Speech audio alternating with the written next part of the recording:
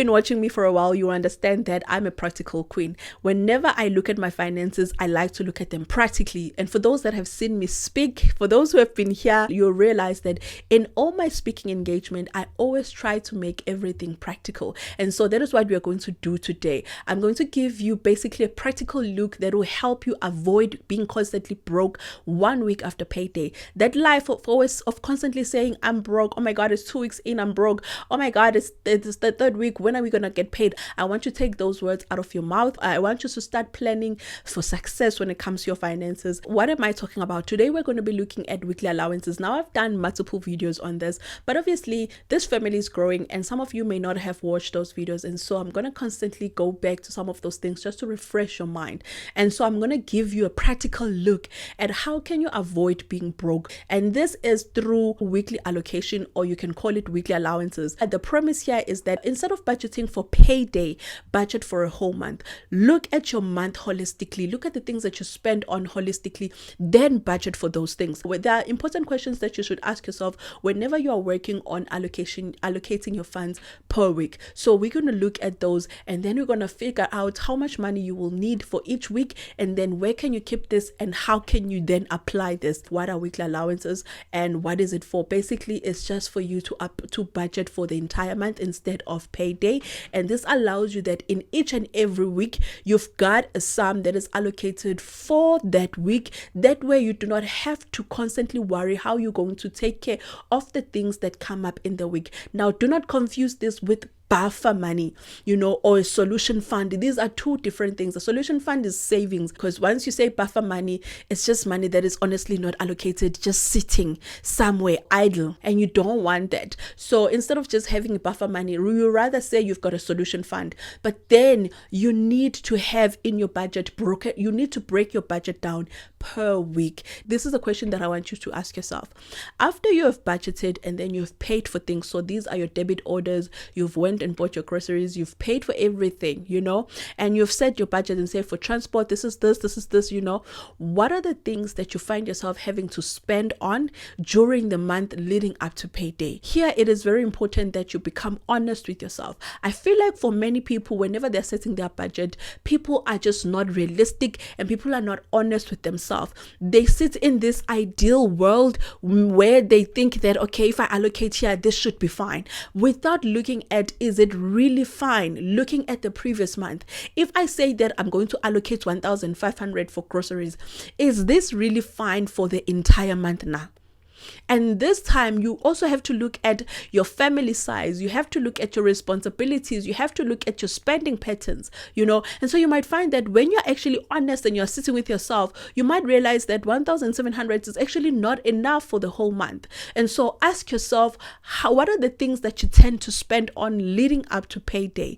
You need to identify those things, note them down. Doesn't matter whether they're in your budget or not. Here, we're basically reviewing and we are making sure that when you're allocating money per week, we know what we're allocating it on. You list all of those things down. So it could be your groceries, it could be food, it could be cleaning things in the house, it could be transport, it could be school things that you spend on, it could be anything, honestly. It also could be electricity. You might find that you have to top up your electricity twice in a month.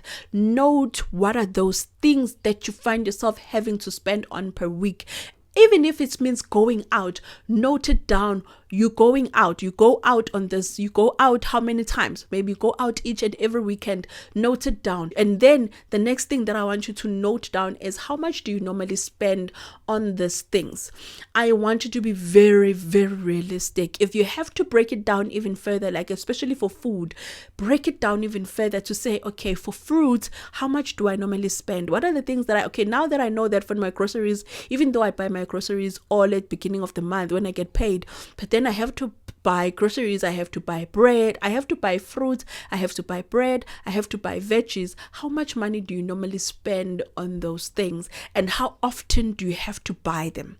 Because that's also going to give you an idea of how much money do you need for these things. So you might find that you buy your fruit twice in a week, or maybe once a week, twice in 2 weeks, or maybe once in 2 weeks. It doesn't. What matters here is you need to note how many times do you have to buy these things and how much do you you spend on these things? If it's transport, how often do you have to fill up your car? If it's public transport, how much money do you spend per week? Now I want you to come up with the total for each week. So you will look at all of these things and say, okay, if I buy my fruits like this, I buy all of these things per week, and then for work there's also this, how much money do I need per week? And then you're going to allocate that money. So what you will do here, you will say, maybe for instance, for week one would be your week after you've gotten paid. So for week one, you find that for these things you might have to spend more because you just gotten paid. So maybe it would be around 1,000, so this would be including your transport cost, including the fruits and veg that you might want to buy, bread as well, or whatever that you find yourself having to buy in a week for your family or for yourself. If you just an individual with no family, like if you just stay by yourself, you note that down. So if maybe let's say you stay by yourself, you might find that this is lower, but if you've got a bigger family, you might find that this might be more. So it might be 1,000, it might be 800, it might be 500. It has to be reflective of your lifestyle, ne? And then week two, you might find that it's lesser now because you just spent on week one. So maybe it's about 800, 900, or 1,000. Nakona, even then, you need to make sure that you're allocating a fund for week two. Week three as well, you allocate a fund for this. And week four, you do the same thing. Now, this is going to be the money that is going to allow you that each and every week, you know that you've got an allocation for that week. Meaning that if you need to spend on transport, if you need to spend on food, you know that you're only tapping on this money, on that money for that specific week. You're not tapping on the next week or the third week. You're only tapping for that specific week that you're in. Then I want you to go now and ask yourself, where can I keep this money? If you're a person that prefers to use cash stuffing for this. Just have your envelopes for each week and cash stuff for those envelopes. That's what I do, and I find that it helps me.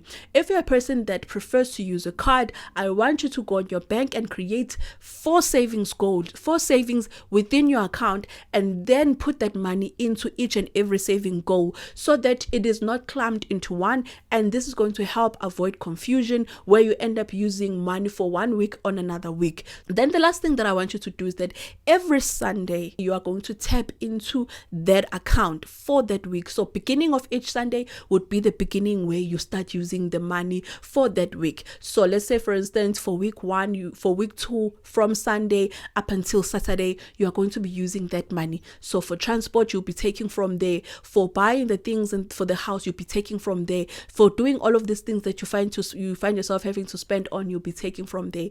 Then when you get to Sunday again, you use for the next week. You use it up until Saturday, and then for the last week as well, you use it from Sunday up until your next payday. This will help you avoid being broke. This thing of constantly being broke, you will find that you do not struggle with it once you start approaching your finances this way. Do not budget for payday. Budget for the entire month. So that is it when it comes to this video. I hope that you found it helpful. If you did, please make sure that you give it a thumbs up and also subscribe to this channel. Would love to have you. And I did not even introduce myself. My name is Jan. If you like this channel, join us. Would love to have you. Please take care of yourself, and please let me know if you find this to be helpful. If you've been applying this for a while now, let me know how it's been working for you. I'll see you on the next one. Bye.